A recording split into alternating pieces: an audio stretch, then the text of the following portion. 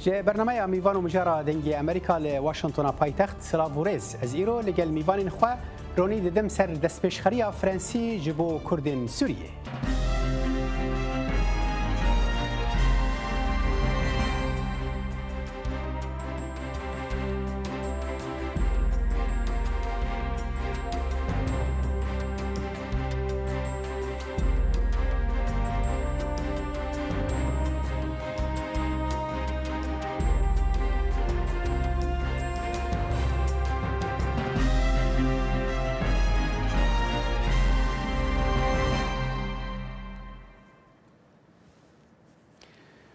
وان دمن داویدا فرانسیان کار لسر دست پیشخری که کر جبو لهفانینا کردن سوریه کو افبو چند سالن ناکوکی سیاسی دناورا واندا هنه ریوبریا خسر کو هر تشتی لسر عرضه کنترل دیکه رنادا پارتین انجمن اجتماعی کردی کل دروی دستلاتا وی کار بکن و انا کسجی ریوبریه به کریارین کشتن گرتن و بندکرنا جیانا سیاسی تاون باردیکه هولن فرانسیان چه قصد کارن به سرکونو نزیکبونا هر دو آلین کردن سوریه دکاره چه بگوهره لسر عرضه جبو شیرو وکرنا و مجاره از به خیرهاتنا دو میوانان دکم محمود برو برپرسه انجمن خوجهیا انا کسی لولات نرویجه و کادار پیری ریوبری رخصنا کرد به سینور کو لفرانسا دمینه سپاس جبو و هر دو بریزان که کادار امدزانن فرانسی پشتگیری کردن سوریه دکن لتشت بالکش او کو نوبریه بکه جبو لهف آنینا انا کسی و ریوبری خسر فرانسا دکاره دوی درباره دا چه بکه لگور خواندناته سلاوورز با مستبو تا بو میوان تا بو تماشاوان تا براستی بری از دست یعنی برسوا تبکم تد راپور آخر تگو خسری رینا د انجمن کار بکه افتشتایاجی لسر عرضه نوایی جبر گلک هنه پارتین دیج کردا لسر عرضه کار دکن جی خلاف مثلا انکسا چروکن وی تایبت هنه یک جی گریدانی و مثلا ائتلاف سوری به ناهلن گتبلی خسریه به گتبلی خسریات دموکرات به چینا به دناو ائتلاف ده بمینه یعنی گلک پروبلمی هنه گلک شروطی وی جداجی هنه امجی وی مسئله خوش فهم دکن مثلا فرانسی دخوازن لی مثلا نگ فرانسی و چی کاره بکن قالوا ام چی کارن لسر عرضه جهفر بکن قالوا ام شقاسی هفدو قبول بکن يعني دما قد في داويا هاندي قال جارا شرط ومر دانين دبو دسبيك دبرا قرتي بنشش حفت نه ده قرتي هبون زديوي تجاريتنا بو برددان ديسي فدقريان نفسها تشيروكي ونفسها يعني كلامات خستن بر دولابادش بو ارتشت بيش مرناره مثلا نفرنسي بكن مثلا دفي ام حاضر بن اماده بن ام يكيتي كي لسر عرضه شكل امنيزيكي هبن يكيتيا بمفهوم انه كرد يك دست بنو نفسها قوتن بنو نفسها بارتي بافجي ناب ونا راستجي ام دخوازن كي اري خسري هي بارتيا بيدا هي بارتي دهنه هر کس لجي خو کار بك ناب يا قوتن بوك مثلا جتي قوتن ليه برا قوتنا كردا دي هم بردجمن يكبي يك جيد مثلا ائتلاف دي يعني تم وافو تتشت بجينانين ام دبينين جي سوري بخوا عربي سوري او كسي معارضه سوري بخوا ايرو دبيجن دبي ام شكستن ام نلغور دمي بون ما خبيش نخست ان هاوجا جيروك افي امرال سر عردي بمنر نريني كي راس بون كي راس بون كي خبيش خست كي لغور دمي بو كي مجي خوا وكدو وخباطه خوا هندا لغور دمي قالك ملفيجي قال كي بربشعل ببي نتني مثلا مرا شعارات بيجن نتني مرا بخوازن ملت بخابيني يعني مخابن تشتن دبن براستيجي قالكي مرا بيديشي تشتنجي از لسر حاضر بوم بشعفام دي مقدار كر از تبلي جيفينا بوم براستي يعني انكسا ناخوازي تبلي خسريه به انكسا ناخوازي تشتت جيكيتيا كردا بيش كوي تمجي خوازن تاني كلامه تيخن بردوراب دي امن نمشي ليه هر حال كاز برم كي محمود شد بيجا كقدر يعني جبو اقادريه بس يعني من دسبيك دا مقوت يعني ريفبري نا ری ناده وان کو دروی دستهلاتا وان کار بکن دروی دستهلاتا وان ریوبری ناخوازه نه او نه تعالی کی دجی کار بکن ریوبری دبیجه دوی انا کس تفلی ریوبری به جبو کار بکه جبو بس از و اشتر رونی بکم که محمود یعنی وک کادر دبیجه هون بره بندان داتینن یعنی هون لورسر عرضه تشتک نکریه ایروجی هون هاتن خوازن تشتی حاضر ببن وانا بره شرکریه وانا خون رجاندی وانا گلک تشکریه هر حال بری ام درباسی ناوروکا وی ببن یعنی برسوا وی بده اون براستی بندان لپیش یک بونا کردان یا جری کفتنه که ناونا کرد سوریه داتینن ورز بوتو و مهوان تو تماشاوان و گهداران بری هر تشتی تانی زمان کو خوینک رجاندیه جبوی خوینه وا شهیدا ام بدنا خود طوینن او شهید کردانه ام بوی چاوی کرد پروری الوا تماشا دکن دما کو خوینا خودرجینن بهوری کو هيا کوجبو ملت کرد کار بکن ل دهیلا سیاسی ریبریا سیاسی دا پروسه کی دن هيا کو اوجی هشک بهورن بالسیاست اخوا انا دما کو ام دبیجن انا کسی بنداد دینه واتا مهیوی خو امید خو حموج انا کسی قد کر دورد د سیاست دا اگر ام بحث دیالوگ کی بکن بیوستکو بری هر تشتی ام نهشک بهور بن دنرینا خو سیاسی دا بیوشت هنک نرمایی چه به داگو درگو کانال دیالوگ پیشیا کردا وبن باوریا مداد تجربه ما وک انا کسی یعنی بینگاوین پراکتیک هنا گوتمیجی ام بر بدیالوگیتین و میراث مت ده هيا وگر هنکی الپیمانه بری گو چی بونه یعنی هولریه کو دو دهوک ما ام ذکریه و ام پابندن حتی وی دقیقی او پیمانه گودبن سیبرا سروکینه تویده چی بون اف مساله کو ام بنداد دینن نخیر کا کی جاروجی ماگوتی ام یکیتیا کردان ناخوازن لبلاو ناموکمل برامه سیاسی دکار روزانه ده الوستی سیاسی سرکردین انا کسی و ین پارتین و سرکی لراگهاندنی و حمود را تمیجی ام بیجن گوتنا هری خراب برانبری واتی گوتن برادر ما واتا ما کاری روش که جوجا سر بنگو پرنسیپی گو ام به ملتکن ام دکارن جارنا هفدو گسکن لی پیوسته ام هستوی هفدو نشکنن انا کسی دوی چارچه وای دکارو خواتا خودی که در وینا ام بندا نادینن و ام آمادن هر دقیقه لی تشتکی ما هيا ام ایرو برنامج کی مین توی دموکراتی هيا ام پی پابندن ام یک روجیجی سرشوریه یانجی که مساومه لسروی برنامج خون ناکن دورد پرسکریک چه دبنتین هوله یعنی ایما دماکو ام به مرحبا ام دیالوگی وکن روجا دی نیورو ام ایشف بیجن روجا دی نیورو لراگهاندنی دا ام خاین تینا حسیب دراگهاندنی و نویساندن و بلاوک و هلوسته وای روجانه داد پراکتیک دا دما کوتیکی خاین ببینه گلو چه گرینگیشتر مایه گوت هر دیالوگی پیر وکی واتا او کسی گو درگه دیالوگی به درگه حاسن آسیدکن براستی ام دبینن بهوری اخوا آلیه برانبره کو تفدم ایرو عمل سرد آخوین یانجی پیاده او بهتر درگه دیالوگ لبر کردادگری به سیاست آخوی تاکروی به هشک بهوری آخوا به کاروبار روزانه به گرتنا سرکرده سیاسی به گلک محمود یعنی خالد رونی بو خالد رونی بو اتخازم بهتر ام بحثا دسپیشخریا فرنسی بکن یعنی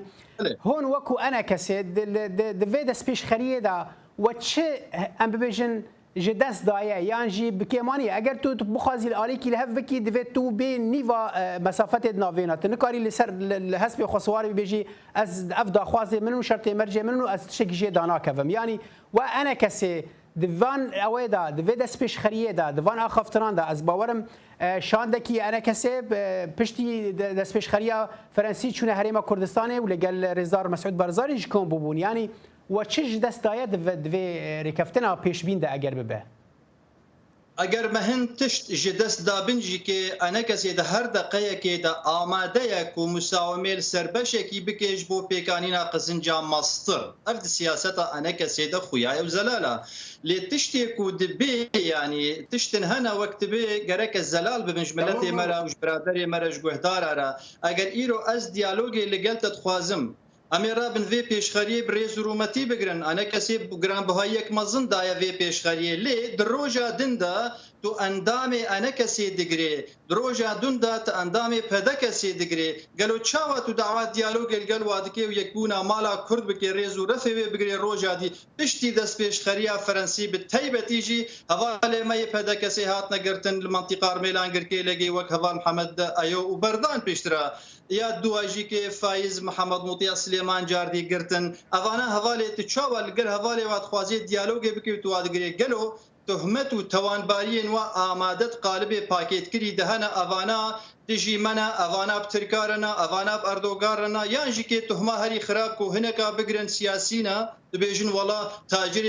نارکوتیکا یعنی مخدراتانا یعنی تخریب ولید دتکن اف کسانات تنی هجرو بیرک سیاسی پیش بدبن ام هر دقی آمده سر بنگها کراس گلو کی و دیالوگ گل کی بکی گلو آلاوی دیالوگ میزا دیالوگ دناف مده آماده نه یعنی اون مقبول دکن وک هیزکی شریف نتوی 24 ساعت اخانت سلوگانا و یکمل پیچاوی من نتن الپیچاوی من پیچاوی آلی گری من یعنی هوا بند می کردستانی جی به تایبتی گو 24 ساعت دوی کانال بدمجه بهوری آمده وک انا کسی افغانگشه بوی رنگی و اف پروپاگاندا یا شر راگهاندنی کو تیکارانی به تایبتی مثلا اخانتی و گریدانی یا ترکا و یا اردوغان و یا دشمن داگیرگری کردستان به تایبتی و اف ایدی نان نماده تفکر سیاسی بکو لخو وگرند دوی مسئله دا یک ادو اجی هنکی ورن سر دیالوگا میزا کردی کوجبو کردا کار بکی یعنی آلاوی مدورد هنکی تکوی دریانا دا ام نکارنج در دوزا ملتی خوفر كيك محمود و هرنج در دوزا عربی غمر دکارو خواتا از فکرم جمتا هین دما ما هي از فکرم جمتا ككادار يعني ام بيتر بحثات الفرنسا بيني ام بيتر بحثات دسبيش خريه فرنسي بكن ام دزان بري هول دنافينا بتفدمي وانا كسيدا بري تشيبون يعني ده 1012 ده هولير ياك ده 1013 هولير دو بشرا يا دهوكي يعني بري هولدان تشيبون وتيك شون يعني فرنسيان تشتين نوديك وحتى تشتكي وها بكن وافدس بيش خريه اللي صار تشا استي الفرنسا تيك جوتو بيشكر يعني لستار اصلا ام بيجن اوفیسه که یان راستی سیاستمدارین فرانسوی في سروی کی کار دکن تمام مستا بس بچك دمي بدمي وقت دام مستق اجي برسبا خو بدم فرمو يعني بري حتى شتي وقت قبل تبخو ذكر سياسي بك وخساري كي هنا كنت شي بك امر واقع عسكري بقوة اخوة بالنظام شون كنا غيرت كن برا او ليه يعني اب خساري هي نابق حريق شخور ومر كار بك نابق حريق شخور تش سريكي بكشين وشي بك تي اذنا خو بستيني تي ترخيص خو بستيني تي كاري خو بك لدما قلت تبيع استقبلناكم للدنيا التجاري تقبلناكم وفي خسريه دي سوريا دي ودشيروكا سوريا دي خو اثبات كر جي ريجيم جي بيتر تبقى ريجيم دولة مو عمري حفتي صالة جي بيتر جي خو بريفت بي وخو بكارتيني تبقى تشابري دي يجي مسألة يعني قد بي برنامج مي نتوي ام دفجي ناقرن وام جدوفة ناقرن باشك ها وجبوه تشكريه وجبوه تشكريه ايجي هون دبي برنامج مي نتوي هي وابي دجبو عربا كاردكن وجبو براتيا قلان كاردكن ودجمن وقبول دكي سياستها وقبول دكي وابي خرب وقبول ناكي يعني هو شاش فين كريه ملتجي وتخازتش كي شاش تخسري ملتجي انه اما تشروكا منتويه ام دوزا كرد وكردستان دكن ليه ام خسري دوزا كرداناك وتشكي وين كردا بهبرتنيه وجبو جي دجمن شريتك يعني از في راستي نشتا دستينم نش كسكي دي از جدبه دجمن دستينم بدجمن تخوازه دما دجمن شر جهتك كردي بك ناس بق او جهات راس كاردك دماغ الكردستان مثلا استفتاء اعلان كرن مديقي شوا حر يعني دجمنه مقش هاربون لسر حكومه كردستان ولسر سلوك برزاني كي كذا حال حال اونا يعني تشت تدبيجي درسته يعني لوجيكن لا اونا جي دبيجن افري بريا خوسر يعني نبهل بجارتنا هاتي سر استراتيجي بروي او بيناسين بيناكن حال حال از ناخذم تكفن نافينا فانتشتين زياده وقت بي برفرهين كردان جهد دور دخلت خوازم بهتر بحثا دس بيشخريه فرنسي بكن كو ارمانجي او كو ركفتنك نافينا واندا تشيبي ماموستا بري دحفتيا رونشتك لباريس تشي بوجر بجروبا شيخ جارا يكمين وفد فرنسيتي وفد بريطانيتي جارا كي بريطاني تبلي شروكا سوري كشيد بن ووفد امريكي بو سي وفد وزاره كار الدرب اي حرسي دولتها حاضر بون امجي حاضر بون كسندنجي عرب حاضر بون وانا كسجي حاضر بون ام گیان داویات روکی ساق ما دیالوگ در باز کرد ام دانو استندنه بهفرد کن تاني لسان مسألة قرتيا يباشي كنافي قرتيا خبدن ما شنافي قرتيا الباواهنه تنا روكي ساق من ذاكرين ما قول كان هم شد خوازن دا خوازي خبي نفيس كي بدن ما او كاغتا هان دان ما موسته نه خالي خدانين ما تاني خست ام خالك اللي زيدبكن او خلاياجي ام داقر كرنا دولتا ترك وشتين وجعفرين شرمزار بكن قبول نكرن كسي حاضر بون كانوا الهاجي بنار بكن ايه حاضر بون قبول نكرن كمثلا ترك دولتك داقر كرج عفرين ترك ناموسا مال ورد تالاندك ترك وشتي وهنا حروق بلاد مال ورد كوجي اختصار دك تجاوز دك ام قبول نكرن ليه تابولوجي خالي وهافان هم كانوا سورتي وي بقرن نه خال نيفي ساندين ما قلت تمام انا خالنا ما قبول وقو هو نيفي سانديه بيزي ذكرين ما قبوله او انا ما قبول كر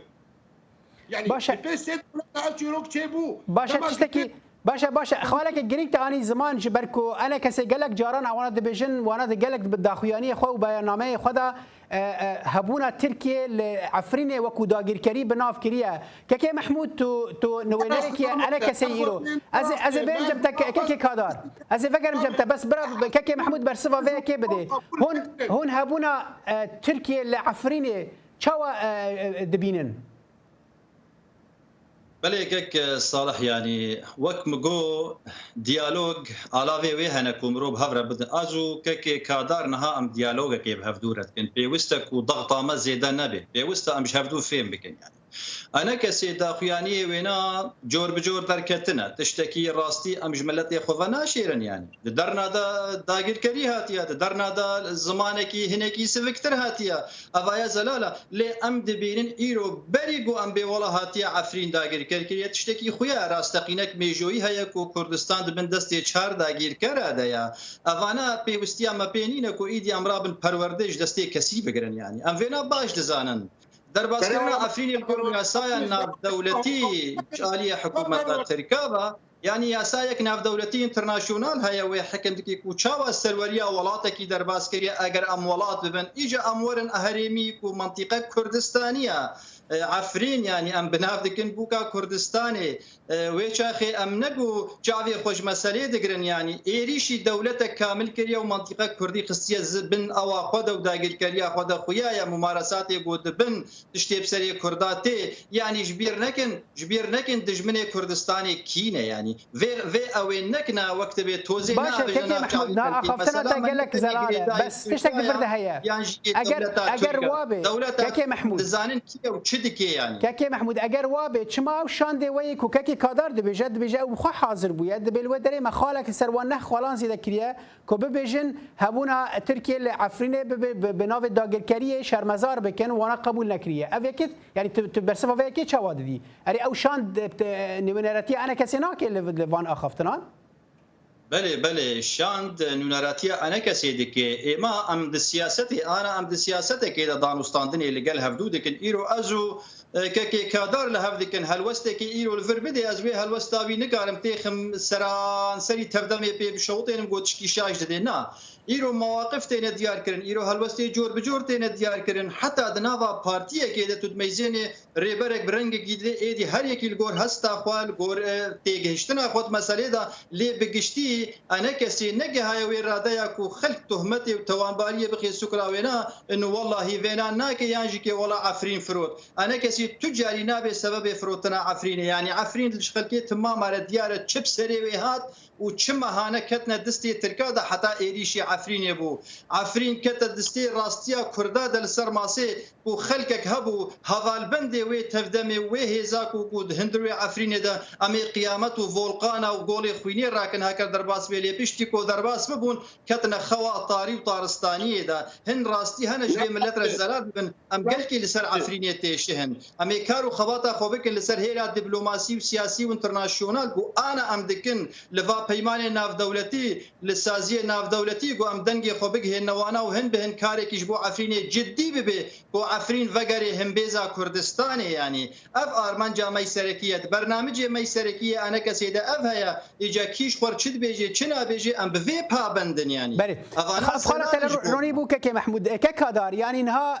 هر چندی دسمك اخافتنا خدا بحثويه كيكر كو فانا خون رجانديه ولا سر عرضي كار كرنا لبرامبر وان انا كسيت شتك نكريا يعني افجي د سر اساس سياسي تنكر يعني بكي بهانه بيجي دبي افتنبن افداويه دافي انا كسي هناك اليجرن وان هنا بارتيين سياسينا اليجرن وان هنا تبخوازي نخوازي يعني الريفبري اللي غور خوندنا تا هر ازانم تو يعني تنب نوينري واني تيرو نرينا ك بيتر دخونيه تبيجي تشما او قبولنا كان وان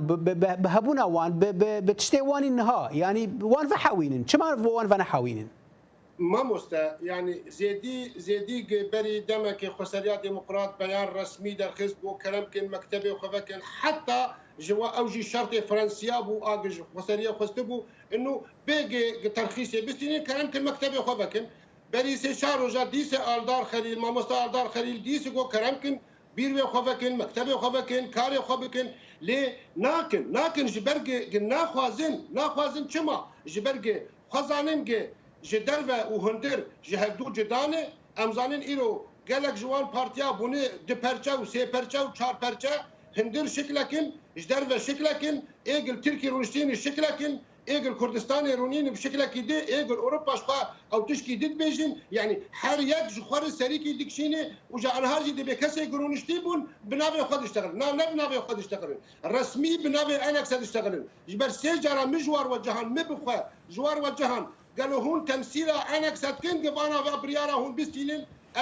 ام دكن وش بر حردقه حرق نابرد كبده ام فتقارن بمسؤوليه خرد اشتغلن ليه ازيبين بيراتا مساله داقر كرنا عفرين ومساله برخدانيا قتيدبو قدنيا عالم بخل مع جمالشوا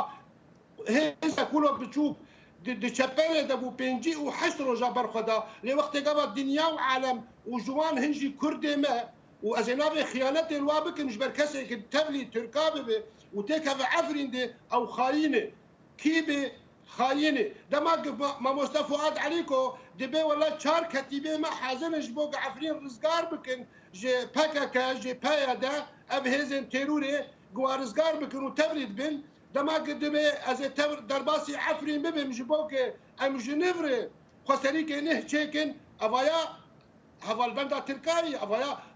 پشتگرتیا ترکادی که ترک جوینا جوا گوتنا جوا تصرفاتا جوا کسی وی گد نبواناده دبین و کرد راست اون کرد ایک تمثیل کردادی کن اون لی کرد که ملت خواه ناموس خواه ولات خواه پارزن هون بوینا بیروان نرن دما کم قلا شهید دکن که شهید کمن هون دبی شهید منه شهید کرد و کردستان راست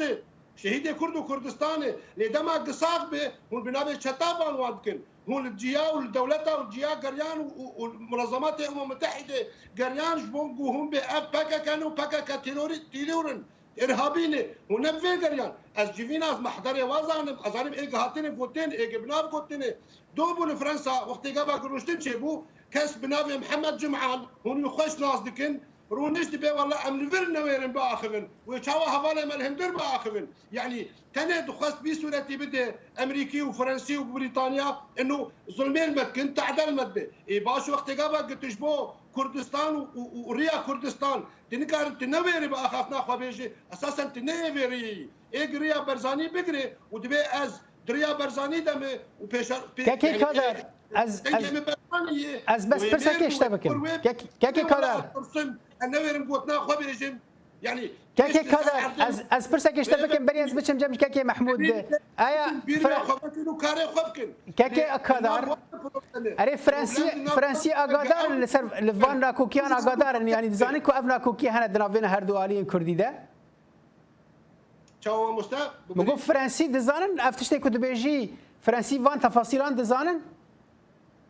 حرتش تبرجع وابو حرتش تيجي ظالم بري حقا از فكرم جمتا كاكي كادر كاكي محمود زلال بو كاكي كادر از جرد فكرم جمتا كاكي محمود يعني امن هذا زانن كو هون ناكوكين وي سياسيين لقال تفدمه لقال ريفابريا خسر لقال بياده هنا يعني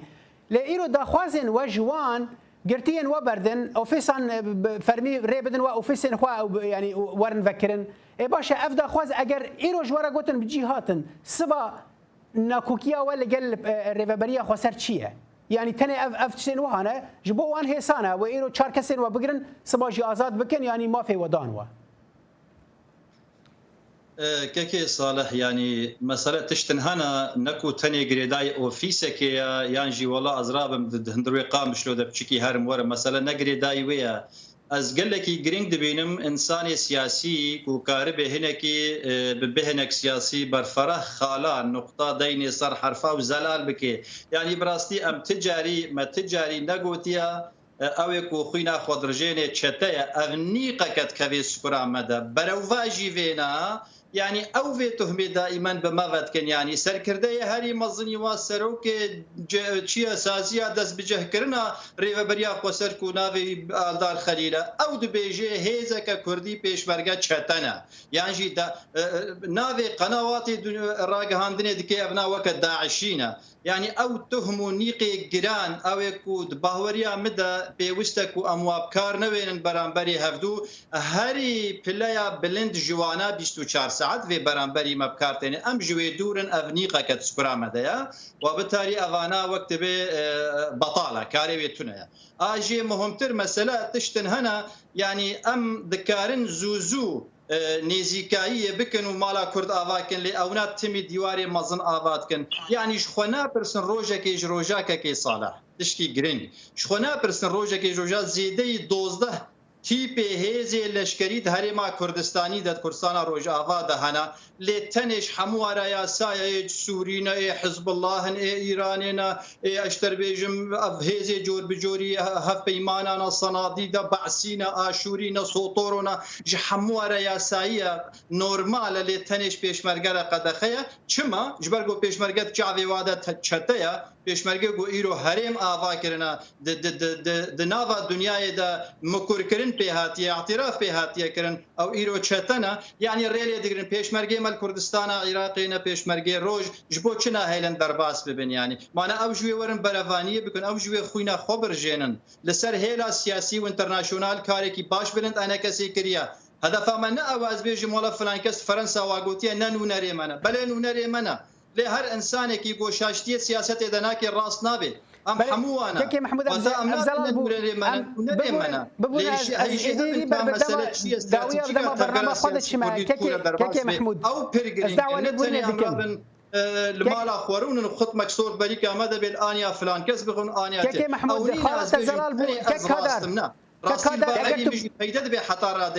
كي محمود خالد الزلال بو ببورن ام داويه دما برنامج شن كي كادر يعني اب اخافتن قالك يا ون ازباور ما اگر فرنسيجي زانبن فان كناكوكين كرد نافنا وانا هنا رنگ نرينا خو بگهرن باشه اینو ریوبری چه انا کسید خوازه اگر تو کورتیج مرا بيجي جبو کو افریقا فتن پیک بي تشتكي ناخذ چمال نه هلی درباس من خوي سياسي تشتكي ناخذ ليه ما تشكي بيجي مثلا قد بي هيزه سر عرضه 12 وايراني وشيعي ونزاكي خصناف دناف قصد هيزه سوتوروجي هني اشورياجي هني عرباجي هني ليجش بن سيكا قصد كاردك كوميدا وطني هي وابريد البيت نابه حركز بسري خبر بله باشه افزلال بو ككدر خالة زلال بو از كي محمود يعني هون دپشيرين كو حسد سركرداتيا هزين پيشمرگي روش بك اگر تو كرتي برسوان بدي كي محمود از نابینم تشتکی درست جبرگو نبرنگی کی یاسایی اداره عریفه بریا سیاسی هاتیا آواکرن و نبرنگی دموکراتی هاتیا آواکرن از تشتی دخوازم گو کاربن پیک و هیزک نشتیمانی کردستانی روجاوای کردستانی ده چه بکن شواز و آلاوی دانستاندن سرکرده کی جواهل بجیرن دناوا خود خوسکان ببکه او حوالا کچ یا پجیبه به سرکرده و هیزل باما مانعنی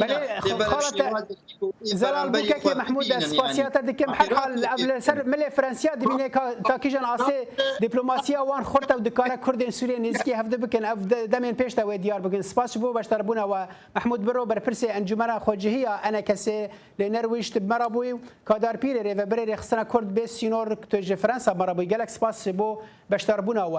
بنر هجال فرام دگن دما داویه برنامه خو تا جرابه صالح دمیجر خاطر خوجوت خوازم و ببینید ناف خیر و خوشیه